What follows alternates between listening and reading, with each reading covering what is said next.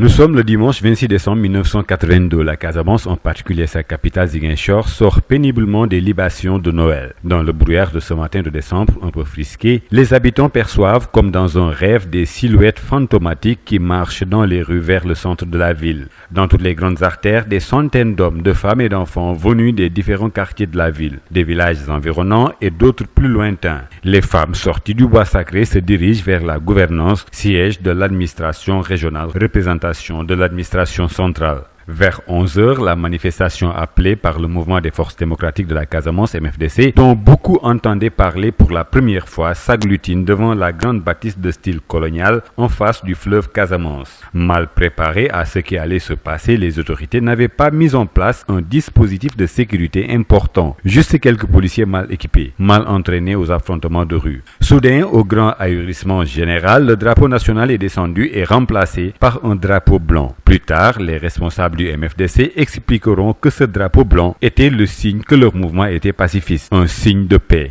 Par ce geste de l'aise-république pour les autorités de l'époque, le MFDC affichait ainsi ouvertement ses velléités indépendantistes. Mais après la première surprise, les autorités revenues à la réalité donnent l'ordre aux forces de police de disperser la manifestation. Plusieurs manifestants sont blessés, des dizaines arrêtés, dont l'abbé Diamokoun Senghor, qui plus tard apparaîtra comme le secrétaire général du mouvement.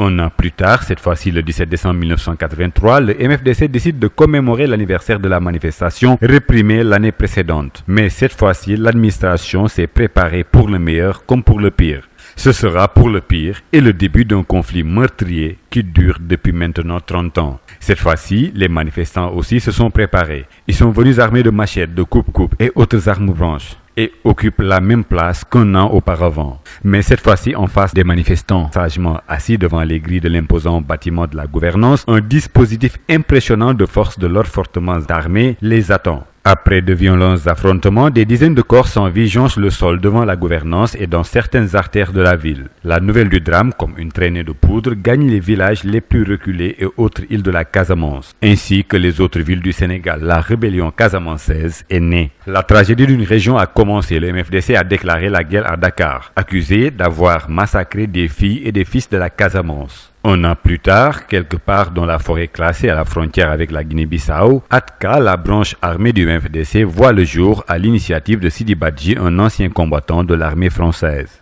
Dans un premier temps, les autorités de Dakar, tout entier engluées dans les soubresauts violents des élections présidentielles et législatives de février 1983, ne voient pas le maquis se développer sur son flanc sud et le qualifient de bandes armées hétéroclites, de cliques, de bandits. Au début mal équipés, les maquisards se retrouvent bientôt dotés d'un armement sophistiqué, dont l'essentiel vient de la Guinée-Bissau, un pays qui sort de plus d'une décennie de guerre d'indépendance contre l'ancienne puissance coloniale, le Portugal. Jusqu'en 1990, date de l'intensification du conflit, c'était une sorte de drôle de guerre qui se déroulait au sud. Mais tout change brutalement du tout au tout. Au fusil de chasse qu'ils utilisaient jusque-là, les rebelles passent au fusil d'assaut et autres mitraillettes AK-47. Le gouvernement réalise avec horreur que la jacquerie initiale est devenue une vraie guerre et met le paquet pour, dit-il, éradiquer la rébellion, ce qui était plus facile à dire qu'à faire. À preuve, elle dure encore. Selon des chiffres généralement cités, sans pour autant qu'on puisse jurer de leur exactitude, entre 1990 et 2012, le conflit aurait fait environ des milliers de victimes, dont des centaines tuées de part et d'autre, ainsi que des civils. C'est durant ces 2 décennies que l'armée sénégalaise connaîtra également ses plus grandes pertes qui marquent le tournant du conflit. En effet, en 1995, à Babondan, un village frontalier avec Bissau, et 1997 à Madina Mankagne, à 3 km de Ziguinchor, l'armée tombe dans 2 embuscades et y laisse une soixantaine de soldats. On estime aujourd'hui à plus de 75 000 personnes déplacées, des centaines de villages détruits ou désertés, minés comme la plupart des routes et pistes de la Casamance. D'autres massacres ont été commis sur des citoyens casamançais, hélas, œuvrant pour le retour de la paix.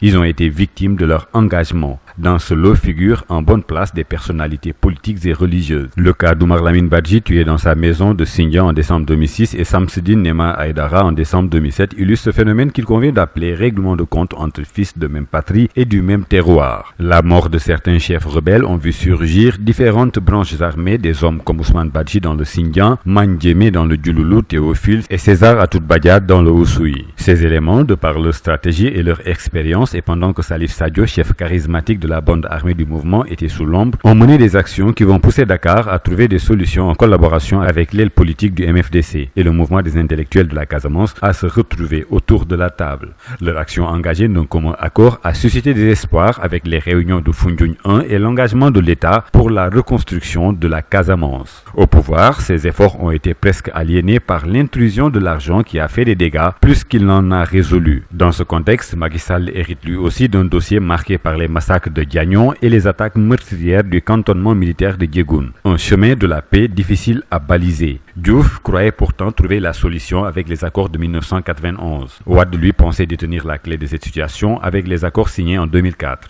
Hélas, ces efforts se sont tous effondrés comme un château de cartes, laissant sur place une paix seulement dans les mots. Mais avec la main tendue de Salif Sadio au président Macky Sall pour des négociations hors de l'Afrique, l'espoir est permis. Car la rencontre à Sant'Egidio à Rome les 13 et 14 octobre 2012 entre le gouvernement du Sénégal et une délégation du MFDC pour un accord de paix pourrait aboutir à un déclic vers cette paix tant recherchée depuis 30 ans. La bonne nouvelle est que le 9 décembre 2012, les rebelles du MFDC ont libéré 7 militaires de l'armée sénégalaise et un civil qui était en détention dans la forêt de Casamance depuis décembre 2011.